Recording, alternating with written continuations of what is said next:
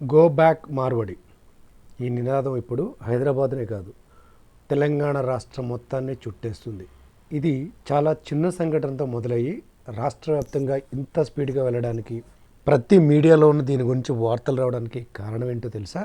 వాస్తవానికి మార్వాడీలు ఎక్కడి నుంచో ఇక్కడికి వచ్చి వ్యాపారం మొదలెట్టి వాళ్ళ పని వాళ్ళు చేసుకుంటున్నారు, వాళ్ళ వ్యాపారం వాళ్ళు చేసుకుంటున్నారు. ఇది ఎవరు కాదనలేంది, ఎవరు వద్దనలేంది, ఎవరు అడ్డు చెప్పనిది కూడా. కానీ ఏం జరిగింది అంటే దో నెంబర్ దందా. అంటే చేసే వ్యాపారాల్లో వాడి వస్తువులు ఏవి కూడా క్వాలిటీ కాదు, ఒక బ్రాండ్ అంటూ ఉండదు, దానికి ఒక వారంటీ ఉండదు.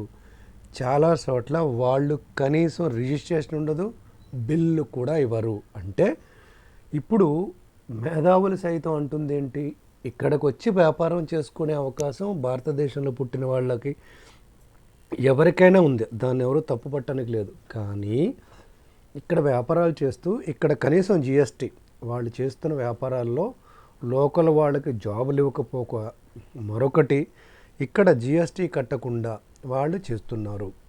అలాగే వాళ్ళు డబ్బులు బాగా సంపాదించి ఆ డబ్బులతోటి పార్టీలకి ఫండ్ ఇస్తూ వాళ్ళకి కావాల్సిన విధంగా అన్ని రకాల తప్పుడు మార్గాల్లో వెళ్తూ భూములు కబ్జాలు చేయడం కావచ్చు, షాపులు మరి ఇంకా ఎక్కువగా చేసుకోవడం కావచ్చు, చిన్న చిన్న విషయాలు ఏమైనా తప్పుడు కేసులు బయటపడితే కేసులకు వెళ్లకుండా బయటికి రావడం కావచ్చు, డబ్బు చేతిలో పెట్టుకొని ధనంతో మేము ఇక్కడ రాజ్యం చేయొచ్చు అని చేయటం ఒక ఎత్తు అయితే,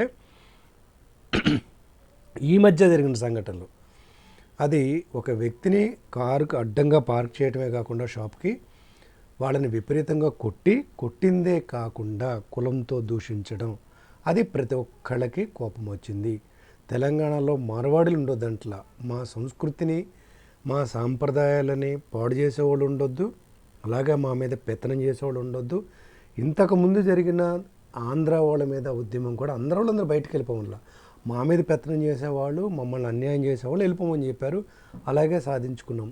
ఇంక అన్నిటికన్నా భయంకరమైన విషయం ఏంటంటే ఈ తెలంగాణ షామ్గా చెప్పబడుతున్న వ్యక్తి ఏ వ్యక్తి అయితే ఉన్నారో అక్కడ జరిగిన సంఘటన కోసం తను సపోర్ట్ చేయడానికి వెళితే ఇమ్మీడియట్గా ఏదో గో సంరక్షణ సమితి అనే పేరుతోటి సరైన తెలుగు మాట్లాడని వ్యక్తి ఫోన్ చేసి అమ్మన్న బూతులు తిడుతూ ధమ్కి ఇవ్వడానికి ప్రయత్నించడం ఇప్పుడు అందరికీ కోపం వచ్చిన అంశం.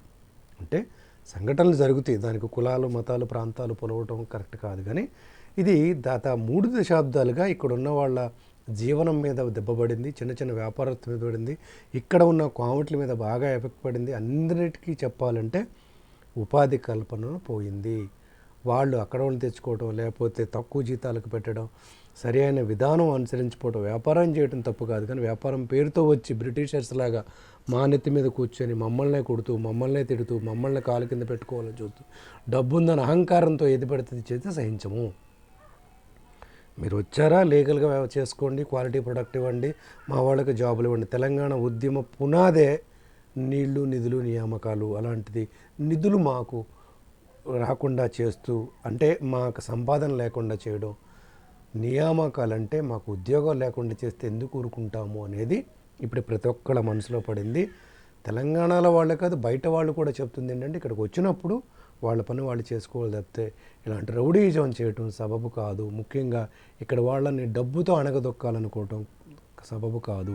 తెలంగాణలో ఎవరొచ్చినా వాళ్ళని ఆహ్వానిస్తారు, వాళ్ళతో ఫ్రెండ్షిప్ చేస్తారు, అన్నీ చేస్తారు. కానీ అణగదొక్కాలనుకోవటం తప్పవుతుంది. ఈ ఒక్క కారణంతో రాష్ట్రం అంతా తిరుగుతుంది. దీనికి ప్రభుత్వాలు, పాలకులు, రాజకీయ పార్టీలు నిజమైన పరిష్కారాన్ని ఇస్తారా, లేదా దీన్ని ఏ పార్టీకి ఆ పార్టీకి కావాల్సిన మైలేజ్కు వాడుకుని వదిలేస్తారా అనేది ఈనాటి సామాన్యుడి ప్రశ్న.